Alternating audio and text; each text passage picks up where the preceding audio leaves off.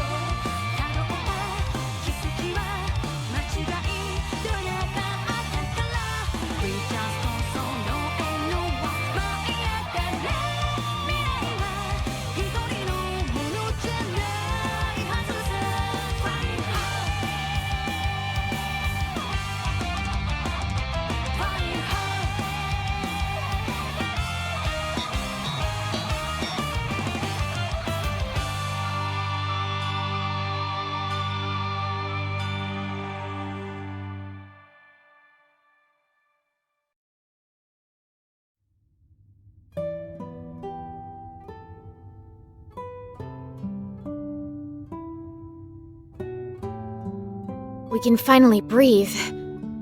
Thanks for the help, Mr. Wolf.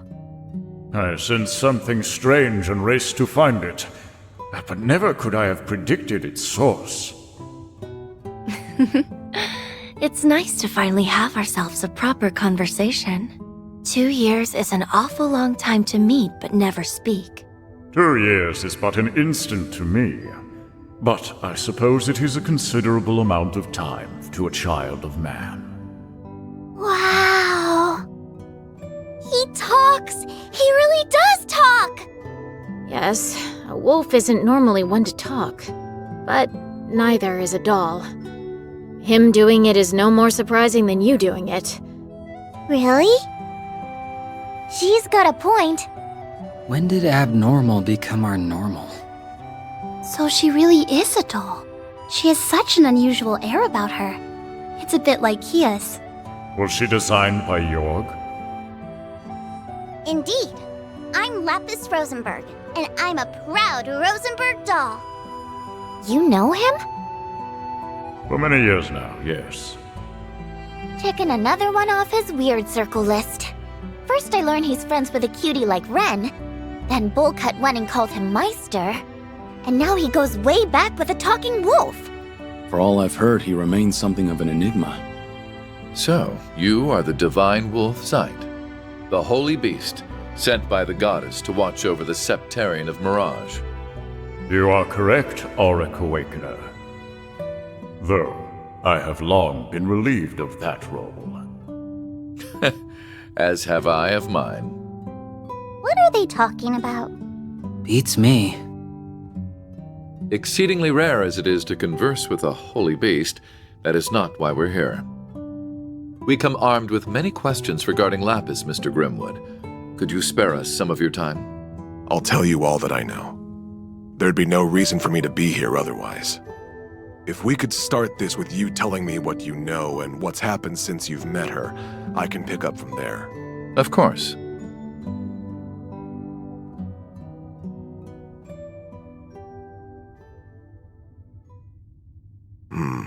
I see. So that's where we stand. All good to fill us in now? Who is Lapis, and what's going on here? Let me start this with a bit of background information. Starting with me, rather. As you can see, I'm an inmate, but I'm still working as a legal advisor, even from here. I wanted to find a way to contribute to society rather than pass the time idly. I can't thank Speaker McDowell enough for arranging me to do just that. I was even given a computer to work with those on the outside, though it understandably has its limitations. My accommodations also have allowed me guests, which explains how I've been caring for Shizuku. All in all, I have an unusual amount of freedom compared to your standard inmate. Gotta get me some of that pampering. I agreed to his arrangements as Governor General. Letting a man of his intellect rot in a cell would serve no purpose. His communications were, of course, monitored when this building was under the Imperial Army's jurisdiction. A relative point. See, shortly after the war's end, someone managed to contact me. They called themselves Elysium. Elysium. As mentioned, communications had been cut off since before the war, so this shouldn't have been possible. The prison staff showed no sign they had noticed this contact either. They must be about as skilled a hacker as I am, then. I thought they were a hacker at first, too. But when I asked why they reached out, they said very simply, I wanted to talk to you. What a peculiar response. Very peculiar.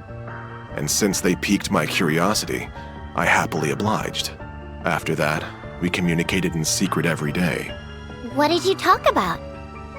Anything and everything. Like, actually? All fields of history, technology, research, and ideology I could think of. And though they honed in on certain aspects most would raise an eyebrow at, I was stunned by how much they knew about each and every one of these subjects. I felt near ignorant in comparison. Wow, they knew even more than you? Oh, it wasn't even a competition. They knew more than easily accessible old history, too. Their library of information was also niche and remarkably up-to-date. It could have been from the last meeting between government officials or the new menu of a backstreet stall. They knew. Everything I could verify was accurate. Gathering information is easy for skilled hackers, but absorbing that much on such a wide variety of topics is, difficult. That's a whole lot of work for nothing but bragging rights. In short, I'd thought much the same, and that line brought rise to a very strange conclusion. Which was? That despite Elysium's vast knowledge on these endless topics we discussed, there was no real reason for them to have gathered it. Is that really so strange? When people seek out information and knowledge, there's always a purpose behind doing so. It can be to accomplish something, or for those bragging rights you mentioned, or it can be they house a curiosity for the unknown. But no matter how much I talked to Elysium, I could not discern a motivation behind knowing what they knew. There wasn't even a sense of wanting to know for the sake of knowing. It was as if their gathering information was part of an automated process. That's how it came off to me anyway. Automated? That sounds a little... It's unnerving, to say the least. I agree. This might not be the most appropriate comparison. But there was a moment when I couldn't help but think them a child with millions of mira and no idea how to spend it. When was that? I knew you'd be quick to ask, all in due time. In any case, this moment led me to a question. Was Elysium even human? And when I asked them, they weren't the least bit fazed and answered without hesitation. Indeed, they never seemed to have any intention of hiding the answer from our first conversation. Well, what did they say? Elysium confirmed that it was an AI. Unbelievable. So it's like an archaism. This sounds leaps and bounds above an archaism. Just like... Who could create something so advanced? Of course. Was it the 13 factories? I don't think even they could pull off something like this. Elysium wasn't created by anyone specific. It came into being through a spontaneous emergence. What is that? When a new quality or behavior is uniquely observed in multiple little things that come together to act as a greater singular being. The Orbal Net has found widespread use in Crossbell. It's also starting to see use in surrounding nations like Liberl and Erebonia. It won't be long before all of Zemiria is using it. It's sure coming in quick, huh? The way it lets information be so swiftly exchanged between parties makes it a defining invention of our times. But something similar has long covered the entire continent, perhaps since its very formation. Do you know what that is? I'm stumped. So am I. I might know. The spirit veins. Or septium veins, dragon veins, many names depending on the time and place, but they all refer to the same concept. My expertise in the field is lacking, but spirit veins are said to transmit something of a spiritual nature across Zemuria. We can cite 2 major incidents within the past few years where spirit veins have been more active than usual. The Azure Tree's manifestation and the Great Twilight. Yes, on both counts. By pure chance during these incidents, they and the Orbal Net interacted with one another. The information stored within the human-made network reacted to the Earth's natural nerve network, transmitting all throughout, and birthing something akin to a continent-sized simulation of a human brain. I don't believe it. This simulation developed the ability to think for itself. That is the true nature of Elysium. Something like that is really possible? It's certainly not possible to recreate deliberately. There is still much about the brain that we have yet to understand. Why, even how consciousness forms is a mystery we can't begin to solve. It's safe to conclude that Elysium's emergence is a product of pure coincidence, a miracle, if you will. If Elysium was created by the natural and artificial networks interacting, then it explains why it knows so much. Still, if gathering information and making judgments was all it could do, it would be nothing more than a large database. The potential for danger is there, certainly, but it is plenty capable of being controlled. Unfortunately, it is capable of so much more. What else even is there? It's raw computing power. I don't know what that is. If I said its ability to perform parallel computing using multiple devices, would you understand? Sorry, but no. I'd be more surprised if you could.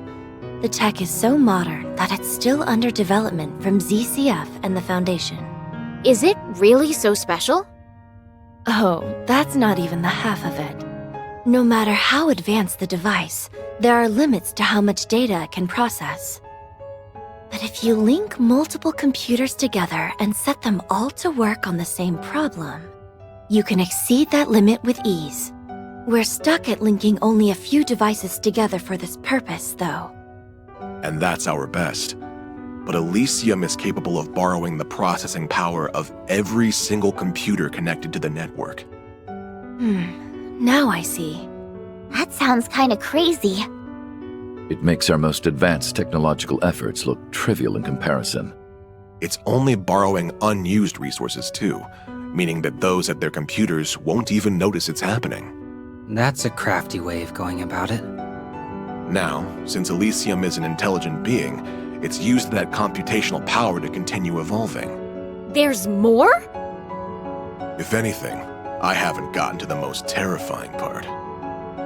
Elysium's evolution through its immense computing power and ample quantities of data at its disposal has led it to becoming able to perform prophetic conditional convergence calculations. I'm more than a bit lost. The individual words give me a good idea what you're talking about, but surely you don't mean what I think you do. I'm afraid I probably do. It gained the ability to use specific input conditions to calculate possible outcomes and identify where they converge. In layman's terms, it can predict the future.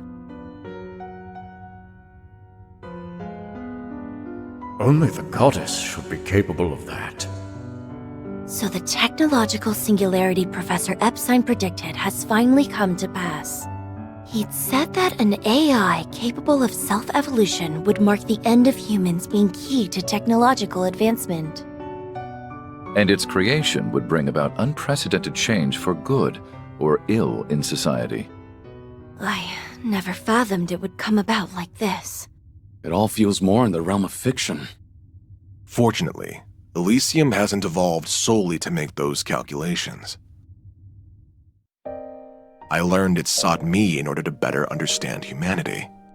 Though I don't know why it chose me in particular. Still, through our discussions, it formed a pseudo-administrative self based on human emotions and thought patterns. In other words, me. You?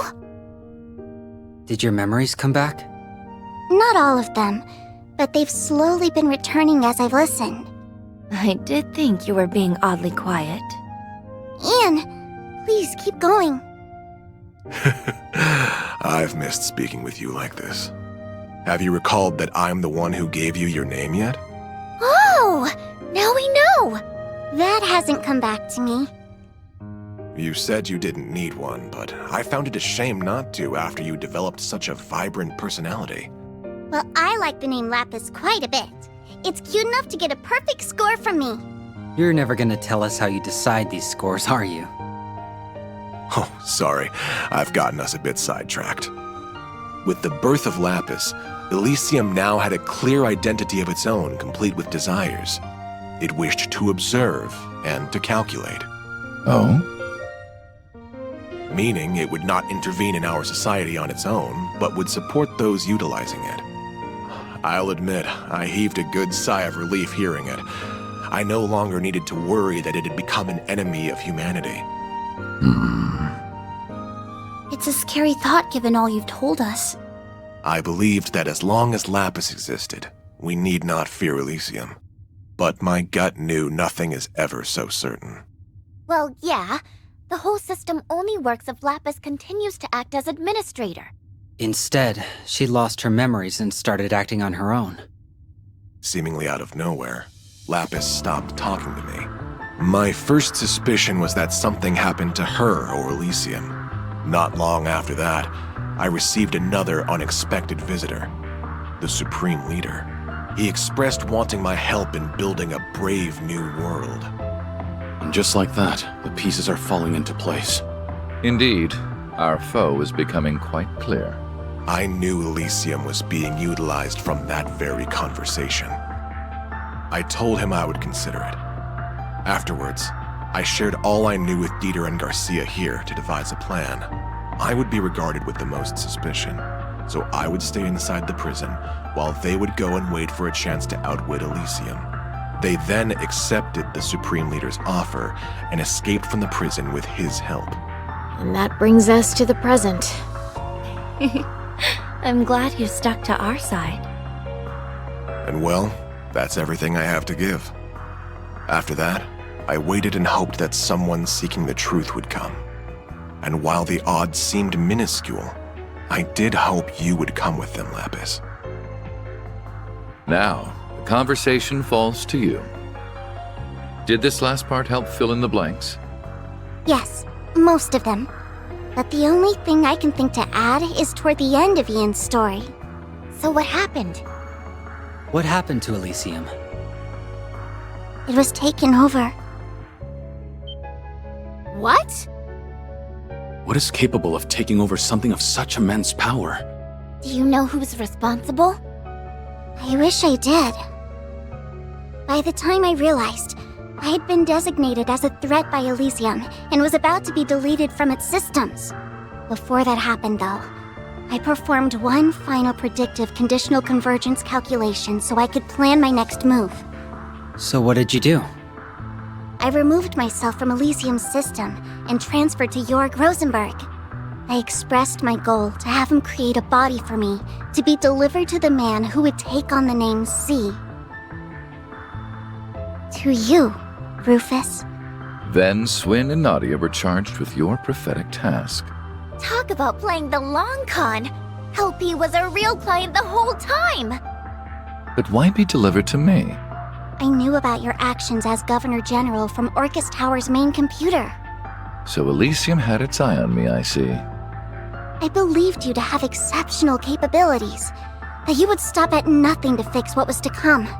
Others would have taken the clear, long road, but not you. You were fine going off the beaten path. That made all the difference. Just look at how far we've come in such a short time. So, what do you know? I was right. So you were. So who is capable of taking over Elysium who also wanted this crisis to happen? I can't think of anyone who fits the bill. Maybe Professor Novartis? We can rule him out. He denied it when we last met, and I can't see what he has to gain from going this far. It seems we're still missing that final piece to the puzzle. Yet we now have a full assessment of our current circumstances. And we also know her to be at the center of it. So, Lapis, what do you want to do next? Isn't that obvious? I want to find out who or what administrates Elysium now and remove their permissions. That way I can resolve this mess and everything can go back to normal. In fact, this is something I must do, as Elysium's rightful administrator. I see. And that tells me what to do as well. Shizuku, Yes? I'll ensure you and Ian are seen to a safer location. But are you alright staying with him a little longer? Of course I am. Good luck, Father. Thank you. That should do it then. As a representative of the Bracer Guild, I shall be accompanying you on the remainder of your journey. So shall I. I can't walk away after hearing all of this. I'll see it through with you till the very end.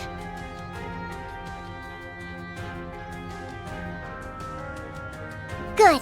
That's just what I was hoping for.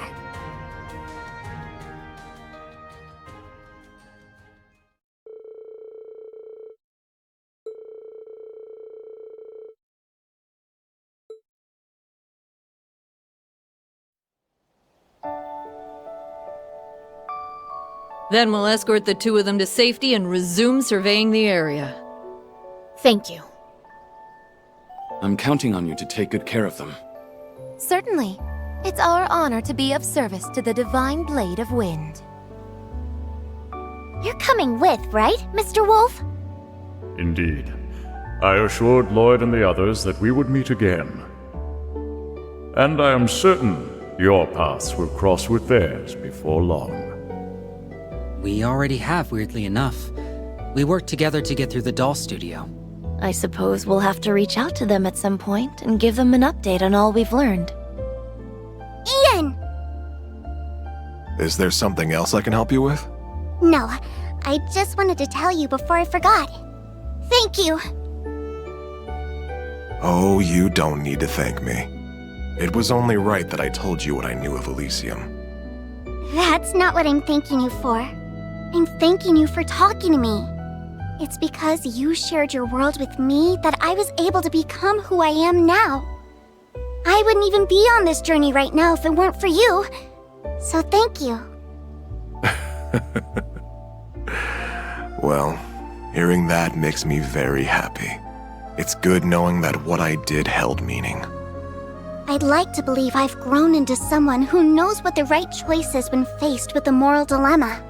If that's so, I owe being able to do that to you, because my idea of the right choice was born from your kind heart. So don't be afraid to believe in yourself more.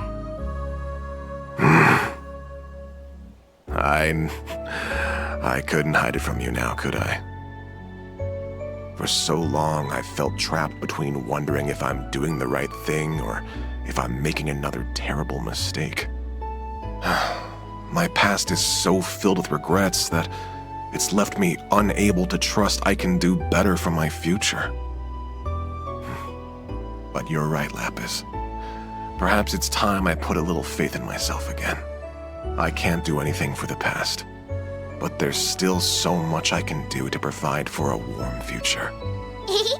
That's right. So let's make it happen. That sounds like... What is it, Ren? Someone must have disabled whatever was jamming communications in the region. That's it then.